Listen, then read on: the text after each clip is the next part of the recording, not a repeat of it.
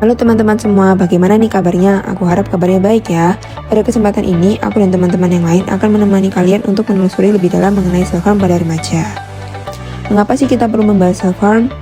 Self-harm pada remaja merupakan fenomena yang kompleks dan sering disertai stigma, sehingga pemahaman mengenai bagaimana remaja dan orang tua memaknainya menjadi penting untuk menentukan bentuk dukungan yang tepat. Lalu, self-harm sendiri itu apa sih? Self-harm adalah perilaku melukai diri secara sengaja tanpa niat untuk mengakhiri hidup, bersifat non-fatal namun berpotensi menimbulkan cedera fisik. Perilaku self-harm sering digunakan sebagai cara tidak adaptif untuk mengatasi tekanan emosional dan distres psikologi yang sulit dikendalikan. Pada remaja, self-harm berhubungan dengan peningkatan risiko gangguan kesehatan mental, prestasi akademik yang buruk, dan konsekuensi psikososial jangka panjang. Tekanan akademik, sosial, dan tuntutan perkembangan di era modern meningkatkan kerentanan remaja terhadap self-harm. Self-harm kerap menjadi sarana remaja untuk mengekspresikan rasa sakit batin dan memperoleh kembali kendali emosional. Pada beberapa tahun terakhir, banyak sekali artikel berita yang membahas mengenai self-harm pada anak usia remaja. Dengan memahami gambaran pengalaman remaja terkait self-harm serta mengidentifikasi kebutuhan dukungan yang relevan, sebagai orang terdekat merupakan hal penting sebagai bentuk dukungan yang lebih responsif dan kontekstual. Dukungan yang aman dan sifat tidak menghakimi dapat meningkatkan regulasi emosi pada remaja yang melakukan self-harm. Selain itu, penguatan komunikasi dalam keluarga serta edukasi mengenai strategi coping adaptif perlu dikembangkan untuk menanggulangi perilaku self-harm pada remaja. Untuk membahas lebih dalam mengenai self-harm, aku akan ajak teman-teman untuk meninjau apa itu self-harm menurut para tokoh. Jadi, self-harm menurut Curtis 2018, self-harm didefinisikan sebagai segala bentuk luka diri atau keracunan diri yang disengaja tanpa memandang motif atau niat bunuh diri. Keunggulan definisi milik Curtis adalah memiliki pembahasan yang luas, menyeluruh, dan tidak mengasumsikan adanya niat bunuh diri, sehingga cocok dipakai dalam konteks klinis maupun riset. Namun, kelemahannya adalah terlalu umum yang dapat membuat batas antar perilaku menjadi kurang jelas, dan karena tidak memasukkan adanya aspek motif, sehingga definisi ini kurang membantu untuk memahami alasan psikologis di balik tindakan self-harm.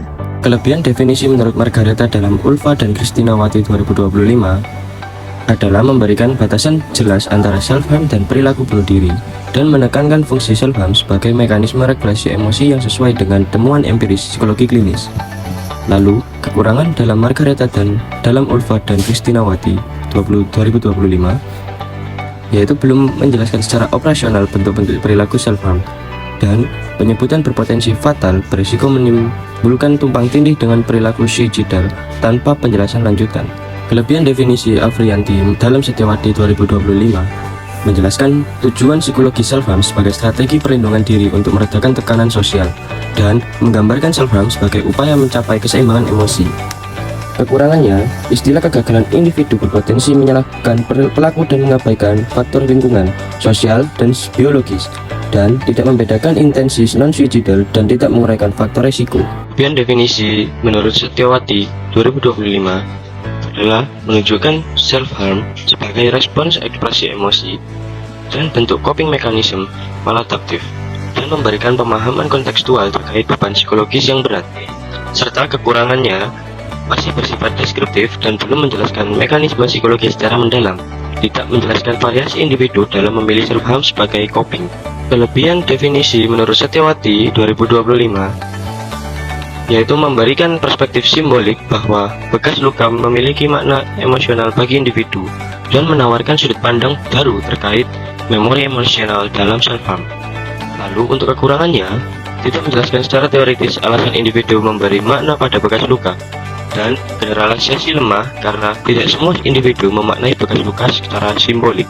Definisi milik Lindgren dan kawan-kawan tahun 2022 memiliki kelebihan yaitu definisinya lengkap, tidak hanya menjelaskan bentuk perilaku self-harm, tapi juga fungsi psikologis yaitu cara mengelola emosi dan sebagai pelarian sementara dari tekanan emosional. Namun, definisi ini terlalu fokus pada pengalaman emosional remaja, sehingga kurang memberikan penjelasan mengenai variasi bentuk perilaku self-harm yang mungkin terjadi dalam konteks atau situasi yang berbeda.